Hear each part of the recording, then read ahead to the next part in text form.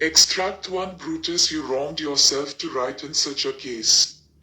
Cassius, in such a time as this it is not meet that every nice offense should bear his comment. Brutus, let me tell you, Cassius. You yourself. 1. Where are Brutus and Cassius at this time? Relate briefly what charge Brutus lays against Cassius. Answer. Brutus and Cassius are in Brutus's tent in Sardis awaiting the advancing troops of Mark Antony and Octavius. Brutus and Cassius are quarreling. Brutus has accused Cassius of being corrupt. He has accused Cassius of selling positions in the army to the highest bidder, thus taking on people who are not fit to be in the army. He has accused Cassius of raising money illegally from poor farmers. He also accused Cassius of not sending him money when he sent a request for some money to Cassius. 2. What had Cassius just complained of? To make Brutus say, "You wronged yourself," explain the meaning of Brutus's words. Answer. Cassius complains to Brutus that he has been wronged by him. Specifically, Cassius is upset because Brutus condemned and publicly disgraced a friend of Cassius for taking bribes, ignoring Cassius's letters that vouched for the man's character. Cassius feels this action undermines his authority and questions his loyalty and judgment. Brutus responds by saying, "You wronged yourself to write in such a case." By this, Brutus means that Cassius wronged himself by defending someone corrupt. Brutus implies that Cassius's support for a man who took bribes reflects poorly on Cassius himself and that Cassius should not have compromised his integrity by trying to protect a wrongdoer. Brutus believes in upholding justice and integrity above personal connections, and by suggesting Cassius wronged himself. He is pointing out that Cassius's actions are to blame for his current feelings of being wronged. 3. What advice is Cassius giving to Brutus in this extract?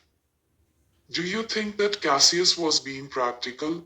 Answer. In the extract, Cassius advises Brutus to be more flexible and pragmatic in their dealings, especially regarding their followers and allies. Cassius suggests that sometimes it is necessary to overlook certain faults or corrupt practices to maintain loyalty and support. He is essentially advocating for a more political and less rigidly moral approach, emphasizing the importance of practicality and compromise in leadership. Cassius's advice can be seen as practical in the context of their political situation. They are in the midst of a civil war, and maintaining alliances and support is crucial for their survival and success. From a strategic standpoint, Cassius understands that rigid adherence to idealism and moral purity might weaken their position by alienating valuable supporters. However, whether Cassius's advice is ultimately wise or not can be debated, while his pragmatic approach could ensure short-term loyalty and stability. It might also lead to long-term problems by fostering corruption and eroding the moral high ground. Brutus's insistence on moral integrity aims to maintain the ethical principles for which they ostensibly stand, even if it risks alienating some allies. The tension between their views reflects the broader themes of the play, exploring the complexities of power, loyalty, and morality. 4. What did Brutus accuse Cassius of when he said, "Let me tell you yourself"? How did Cassius react to this? Answer. When Brutus says, "Let me tell you, Cassius, you yourself are much condemned to have an itching palm," he is accusing Cassius of being greedy and accepting bribes. Brutus suggests that Cassius has a reputation for being corrupt and taking money in exchange for favors, which undermines their cause and principles. Cassius reacts with indignation and anger to this accusation. He is deeply offended and denies the charge vehemently. He protests that Brutus should not believe such rumors and that he has always been loyal and honorable. Cassius feels that Brutus's accusation is not only unfounded but also a betrayal of their friendship and partnership. This exchange escalates the tension between the two characters, highlighting the underlying strains in their relationship and the differing values they hold regarding honor and pragmatism. 5. In the argument which continues between these two, Brutus accuses Cassius of other faults. Point out two of these faults and say how Cassius reacted to these accusations. Do you think Brutus was being fair to Cassius? Answer. In the heated argument between Brutus and Cassius, Brutus accuses Cassius of several faults. 1. Withholding funds. Brutus accuses Cassius of denying him the money needed to pay his soldiers, saying, I did send to you, for certain sums of gold, which you denied me. This accusation implies that Cassius is not only corrupt but also selfish and unwilling to support their mutual cause financially. 2. Being overly emotional. Brutus suggests that Cassius is governed too much by his emotions, particularly his anger, saying, Must I give way and room to your rash choler? He implies that Cassius's temper is uncontrolled and detrimental to their cause. Cassius's reaction to the accusation of withholding funds. Cassius reacts with a mix of hurt and outrage. He denies the charge, claiming that if Brutus or any of his messengers had come to him, he would have provided the funds. He even offers his own heart to Brutus, saying, There is my dagger, and here my naked breast, within, a heart, dearer than Pluto's mine, richer than gold. To the accusation of being overly emotional, Cassius is initially defensive but eventually admits that his temper sometimes gets the best of him. He expresses his frustration and sorrow over Brutus's lack of understanding and trust, indicating how deeply the accusation wounds him. Was Brutus being fair? Brutus's accusations are partially fair, as they reflect real issues in their leadership dynamics. His concern about corruption and moral integrity is legitimate, especially in the context of their broader political and ethical struggle. However, his approach may lack sensitivity to Cassius's perspective and contributions. Brutus's fairness can be questioned because he overlooks the complexities of their situation and Cassius's efforts and sacrifices. His rigid moral stance might also seem impractical and harsh, considering the wartime circumstances. In conclusion, while Brutus's concerns about integrity and leadership are valid, his manner of addressing them might be overly harsh and dismissive of Cassius's loyalty and emotional responses. This reflects the tension between idealism and pragmatism in their relationship. Extract.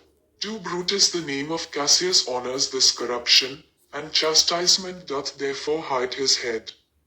Cassius' chastisement. Brutus remember March, the Ides of March remember.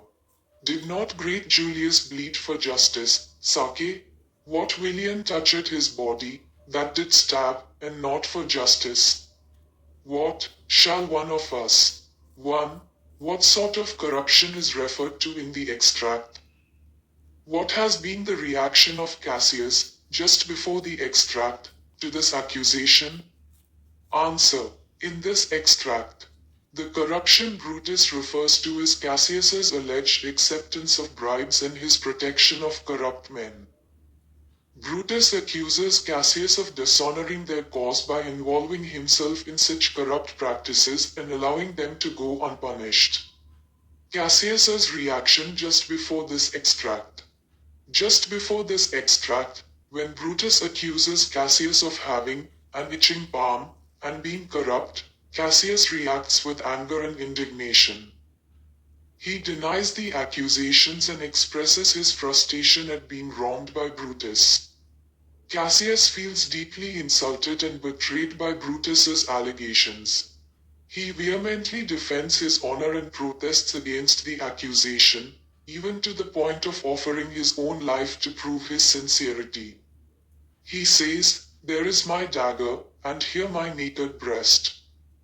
Within, a heart, dearer than Pluto's mine, richer than gold. If that thou best a Roman, take it forth. I, that denied thee gold, will give my heart, strike, as thou didst at Caesar. For I know, when thou didst hate him worst, thou loved him better, than ever thou loved Cassius." Cassius's reaction shows a mix of emotional turmoil, hurt pride, and a plea for Brutus to recognize his loyalty and the depth of his commitment to their cause.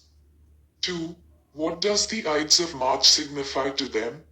Which purpose did Brutus say that Julius bled, for justice sake? Answer. The Ides of March, which is March 15th, holds significant importance to Brutus and Cassius because it is the day they assassinated Julius Caesar.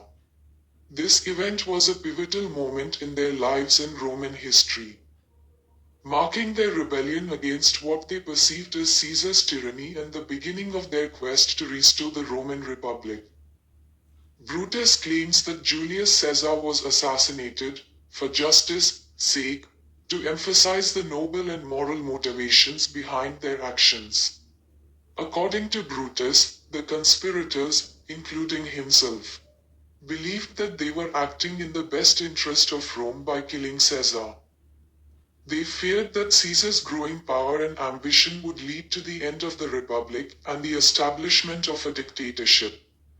By killing Caesar, they aimed to prevent this potential tyranny and protect the liberty and justice of Rome. In the context of the argument with Cassius, Brutus invokes the memory of the Ides of March to remind Cassius of their shared commitment to justice and the high ideals that supposedly motivated them to take such drastic action against Caesar. Brutus uses this to criticize Cassius for allowing corruption to persist, implying that their actions and sacrifices would be meaningless if they themselves became corrupt. 3. Give 2 examples from this scene to indicate that Brutus was really angry with Cassius. Answer. In Act 4, Scene 3 of Shakespeare's Julius Caesar, there are several indications that Brutus is genuinely angry with Cassius. Here are 2 examples that highlight Brutus's anger. 1. Accusation of corruption. Brutus bluntly accuses Cassius of being corrupt, specifically suggesting that Cassius has accepted bribes. He says, "Let me tell you, Cassius, you yourself are much condemned to have an itching palm, to sell and mart your offices for gold, to undeservers." This direct and harsh accusation reflects Brutus's frustration and moral outrage at what he perceives as Cassius's unethical behavior. 2. Withholding funds. Brutus angrily accuses Cassius of denying him the funds needed to pay his soldiers, suggesting a serious breach of trust and support. He confronts Cassius, saying, "I did send to you, for certain sums of gold, which you denied me." This charge not only implies that Cassius is selfish but also directly impacts their ability to wage war, further heightening Brutus's anger. These examples show Brutus's deep sense of betrayal and his anger at what he sees as Cassius's failure to uphold the ethical standards and mutual support expected in their partnership. 4. Explain briefly the bitter irony involved in the quarrel over money between Brutus and Cassius. Answer. The bitter irony in the quarrel over money between Brutus and Cassius lies in their initial motive for assassinating Caesar, which was to rid Rome of corruption and tyranny for the sake of justice. Despite their high-minded ideals, their argument reveals they are now grappling with similar issues of corruption and greed within their own ranks. This exposes the contradiction between their noble intentions and the corrupt practices they have succumbed to, highlighting the failure to achieve the moral integrity they sought. 5. State briefly how the dispute between Cassius and Brutus was resolved. Answer. The dispute between Cassius and Brutus is resolved through a combination of emotional expression, mutual recognition of their shared commitment, and an eventual reconciliation. 1. Emotional outburst. Cassius, feeling deeply wronged and misunderstood, offers his dagger to Brutus and asks him to kill him if he no longer trusts him. Cassius's dramatic gesture and heartfelt plea highlight his loyalty and distress, saying, "Here is my dagger. If that thou best a Roman, take it forth. I, that denied thee gold, will give my heart, strike, as thou didst at Caesar. For, I know, when thou didst hate him worst, thou loved him better, than ever thou loved Cassius." 2. Brutus's response. Brutus is moved by Cassius's sincerity and emotional vulnerability. He realizes the depth of Cassius's loyalty and acknowledges that their bond is stronger than the conflicts between them. Brutus reassures Cassius by saying, "Sheathe your dagger. Be angry when you will, it shall have scope. Do what you will, dishonor shall be humor." 3. Reconciliation. The tension between them eases as they recognize the importance of their friendship and unity, especially in the face of their common enemies. They express forgiveness and reaffirm their commitment to their cause and each other. Cassius declares, "Have not you love enough to bear with me? When that rash humor which my mother gave me, makes me forgetful?" Ultimately, the resolution of their dispute is marked by mutual understanding, reaffirmation of loyalty, and a focus on their shared purpose. This reconciliation is crucial as it strengthens their alliance at a time when unity is essential for their survival and success in the civil war. Extract 3. Brutus, by the gods, you shall digest the venom of your spleen, though it do split you. For, from this day forth, I'll use you for my mirth, yea, for my laughter, when you are waspish. Cassius, is it come to this? Brutus, you say you are a better soldier. Let it appear so. Make your wanting true, and it shall please me well. For mine own part, I shall be glad to learn of noble men. 1. Give the meaning of, you shall digest the venom of your spleen, though it split you. What does Brutus say he will use Cassius for? Answer. In the line, you shall digest the venom of your spleen, though it split you, Brutus is telling Cassius that he must control and contain his anger and bitterness, even if it is difficult or painful for him. The venom of your spleen metaphorically refers to Cassius's rage and resentment. And Brutus is insisting that Cassius deal with his emotions without letting them disrupt their efforts or relationship. Brutus goes on to say that he will use Cassius for their mutual cause and the common good, despite Cassius's flaws and temper. Brutus says, "For I am armed so strong in honesty, that they pass by me as the idle wind, which I respect not." Essentially, Brutus means that he will continue to work with Cassius for the sake of their mission, unaffected by Cassius's emotional outbursts. 2. Give 2 examples of taunts which Brutus had indulged in earlier which make Cassius say, "Is it come to this?" Answer. The 2 examples of taunts which Brutus used against Cassius are: Brutus told Cassius that he was a worthless man. He called Cassius a madman. Brutus said that he would rather be a dog howling at the moon than be a corrupt Roman, thus indicating that Cassius was corrupt.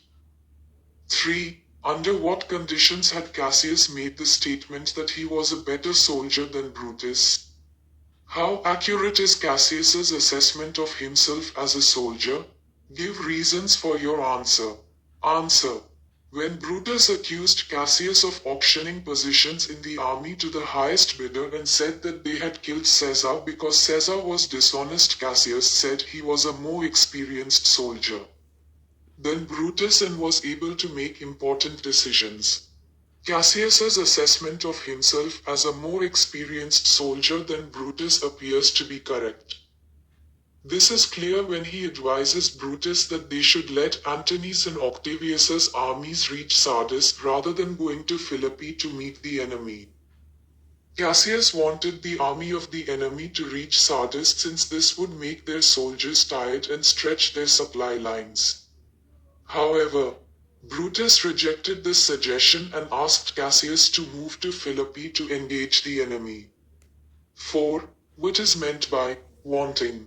How could Cassius prove his wanting at this point of time? Answer. Wanting means boasting. Cassius could prove his boasting by 1.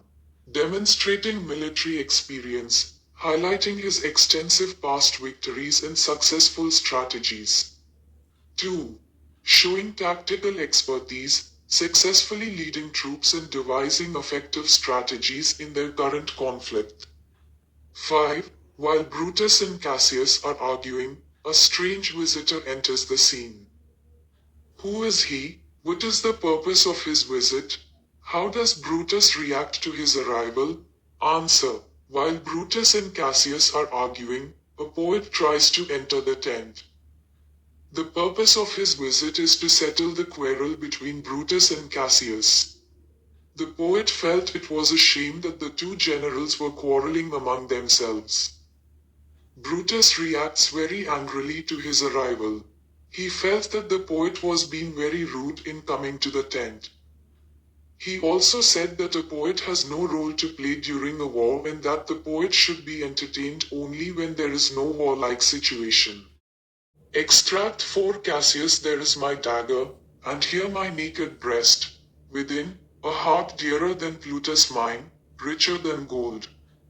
If that thou best a Roman, take it forth, I, that denied thee gold, will give my heart, strike as thou didst at Caesar, for I know, when thou didst hate him worst, thou lovedest him better than ever thou lovedest Cassius. 1.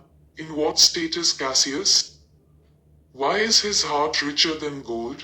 In the argument with Brutus, Cassius is in a state of emotional turmoil, feeling deeply hurt and betrayed by Brutus's accusations. He is angry, indignant, and desperate to defend his honor and loyalty.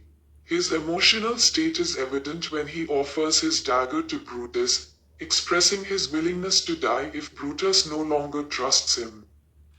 Cassius claims that his heart is richer than gold, to emphasize his deep loyalty, sincerity, and commitment to Brutus and their cause. He is suggesting that, despite any accusations of corruption or selfishness, his intentions and feelings are pure and valuable. His heart's richness signifies his genuine dedication, emotional depth, and the high value he places on their friendship and shared mission. 2. Who is Pluto? Why is Cassius's heart compared to Pluto's mind? Answer. Pluto, also known as Hades in Greek mythology, is the god of the underworld and the ruler of the dead. In Roman mythology, Pluto is also associated with wealth and the riches found underground, such as precious metals and gems. Cassius compares his heart to Pluto's mine to emphasize its immense value and richness. Pluto's mine is metaphorically the source of vast wealth, symbolizing something extremely precious and valuable. By saying his heart is richer than gold, Cassius means that his loyalty, dedication, and emotional depth are of immense worth, far surpassing any material wealth. This comparison underscores the sincerity and depth of his feelings and his commitment to Brutus and their cause. 3. When did Cassius deny gold to Brutus? Why did the latter need the gold? What explanation did Cassius give for not giving the gold? Answer. According to Brutus, Cassius denied the gold to Brutus when Brutus sent his messenger to Cassius asking for some gold. Brutus needed the gold to pay salaries to the men in the army. The explanation that Cassius gave was that he told Brutus that he did not deny Brutus the gold. He said that the messenger may have miscommunicated Cassius' message to Brutus about the gold. 4. What reply does Brutus give to Cassius after this extract? Answer. After Cassius's emotional offer of his dagger, Brutus reassures him by telling him to sheath the dagger. Brutus says that Cassius's anger will not affect their relationship, emphasizing that their friendship and unity are more important. He calms the situation by forgiving Cassius and reaffirming their shared commitment to their cause. 5. What is the dramatic importance of this dialogue? In what way does it influence the subsequent course of action in the play? Answer. The dramatic influence of this dialogue is that it has a sobering influence on Brutus. Brutus tries to pacify and makes up with Cassius. He tells Cassius that he would treat Cassius's outburst like a passing bad mood. This dialogue influences the subsequent course of action in the play because after the two men make up, they have to make a decision to either meet the enemy in Sardis or move to Philippi and meet them there. Cassius advises Brutus to wait for the enemy in Sardis. Brutus wants to meet them in Philippi. However, since they had just patched up, Cassius does not want to upset Brutus again by going against Brutus's decision.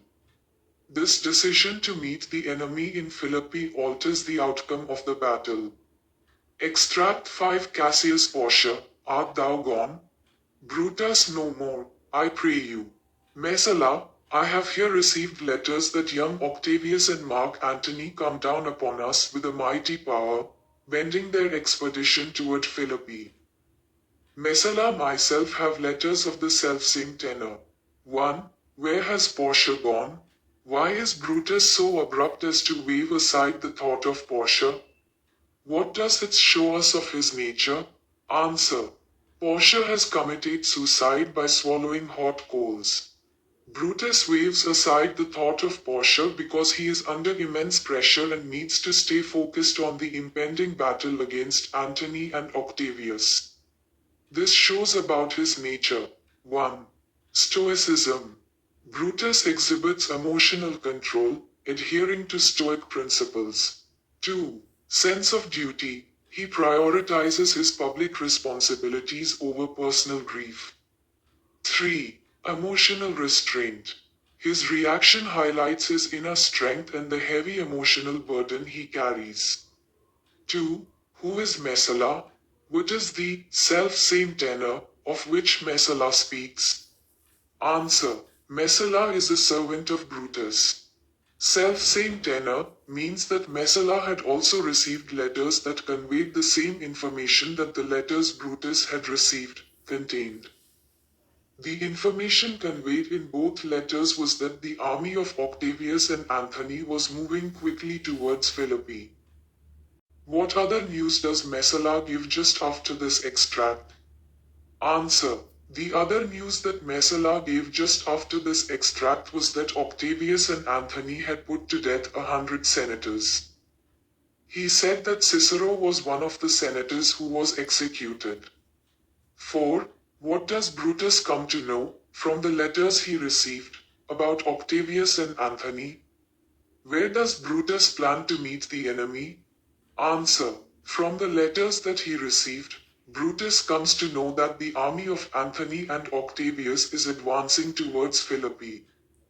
He also comes to know that they have executed 100 senators, which includes Cicero. Brutus plans to meet the enemy in Philippi, against the advice of Cassius, who wants them to meet the enemy in Sardis. 5. How strong had Octavius and Antony made themselves? What was the fate of Cicero? Answer. Octavius and Antony had made themselves very strong. They were moving to Philippi with a very strong army. They were so strong that they had executed 100 senators. Cicero had also been executed by them. Extract 6 Brutus, under your pardon. You must note beside that we have tried the utmost of our friends, our legions are brimful, our cause is ripe. The enemy increaseth every day, we, at the height, are ready to decline. There is a tide in the affairs of men which, taken at the flood, leads on to fortune; omitted, all the voyage of their life is bound in shallows and in miseries. 1. To whom is Brutus giving the arguments in the extract? What is meant by, our legions are brimful, our cause is ripe? Answer. In this extract, Brutus is giving the arguments to Cassius to convince him that they must attack the enemy in Philippi and not in Sardis. Our legions are brimful. Our cause ripe means that the armies of Brutus and Cassius were at the peak of their strength and that there was support from people for their cause, and therefore it was the right time to attack a advancing enemy. 2. Give two arguments of Brutus to indicate that his military strength is in an advantageous position. Answer. The two arguments of Brutus to indicate that his military strength is in an advantageous position are that the people between Philippi and Sardis are on the side of Brutus and Cassius. This fact will help the armies of Brutus and Cassius. That the allies of Brutus and Cassius are ready to provide all the help that is required by Brutus. The morale of the armies of Brutus and Cassius was very high. 3. Brutus says, the enemy increaseth every day. State how it increases every day. Answer. The enemy increaseth every day, because with each passing day, the army of Mark Antony and Octavius get the support of people who did not support them earlier. With each passing day, the sympathy that Brutus got from the people earlier is wearing off. 4. There is a tide in the affairs of men. What comparison is made between voyage of life and the voyage of sea? Answer. The comparison that is made is that like the seas have high tide and low tide, human life also has high tide and low tide. When a ship is launched into the sea, one has to wait for high tide. Only a high tide can push the ship into the sea. During low tide, the ship will get stuck in the sand. Similarly, according to Brutus, even in the lives of men, action must be taken at the appropriate time. When there is support for you from other people, one must take action. This is similar to the high tide at sea. When there is no support from other people, our efforts will not succeed. This is like the low tide of life. 5. According to Brutus, on such a full sea are we now afloat. How is this statement valid? Answer. According to Brutus, their position was akin to being on high tide. This statement is valid only because they had the support of some allies.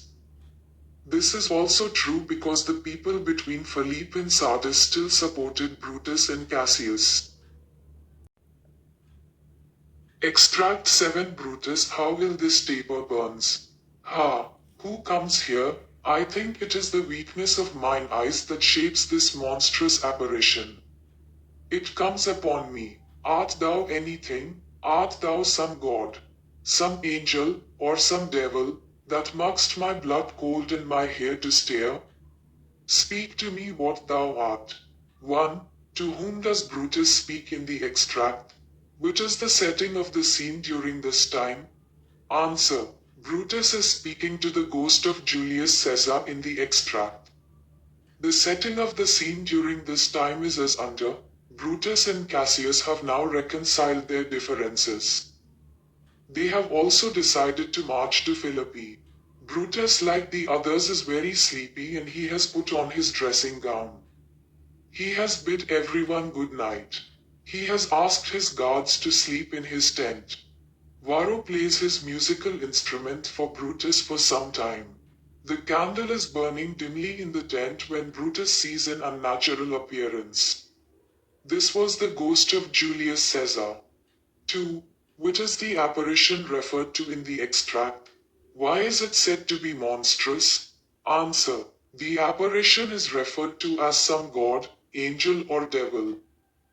It was called monstrous because it was very large and very frightening to Brutus. 3. What does Brutus wonder about the apparition? What is the effect of the apparition on Brutus? Answer. Brutus wonders whether the apparition was some god, angel or devil. He earlier thought that the apparition was due to some weakness in his eyes. The effect of the apparition on Brutus is that Brutus is very frightened. His hair stands on its end and it seems that his blood had become cold due to fright. 4. What does the apparition say to Brutus? What is the significance of what the apparition says to Brutus? Answer. The apparition tells Brutus that Brutus was evil. The apparition also tells Brutus that Brutus will see the apparition once again in Philippi. The significance of what the apparition tells Brutus is that Brutus will be defeated in Philippi and that the apparition would meet Brutus then. 5. Who else was present at the scene? Did they see the apparition? State whether the apparition was the product of Brutus's imagination. Give a reason to justify your answer. Answer. The other people present at the scene. When Brutus saw the apparition were Lucius, Varro and Claudius who were guards. The apparition was a product of Brutus's imagination.